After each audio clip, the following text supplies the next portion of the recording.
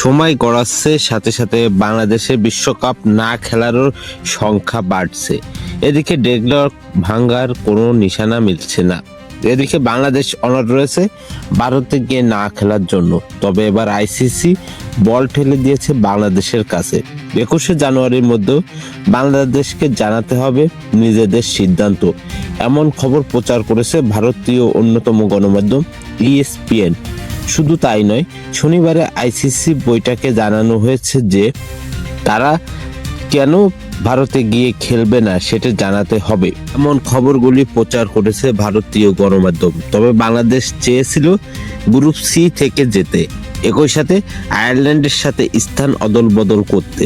তবে এ বিষয়ে আইসিসি বলেছে ভারতে বাংলাদেশে খেলা নিয়ে নেই কোনো শঙ্কা বা সমস্যা।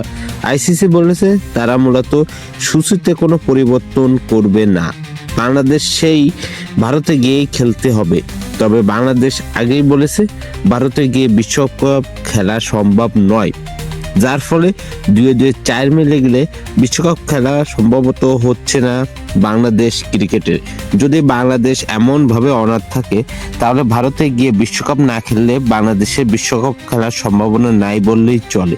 যেহেতু আইসিসি বাংলাদেশের কাছেই তারা তাদের উত্তর পাঠিয়েছে এবং একই সাথে বাংলাদেশ ক্রিকেট বোর্ড তাদের সিদ্ধান্ত জানাবে, যার ফলে বলাই যায় বাংলাদেশ যদি ভারতে গিয়ে এবার বিশ্বকাপ না খেলে তাহলে এবার বিশ্বকাপে অংশগ্রহণ করা সম্ভব নয় বাংলাদেশ ক্রিকেটের দলে।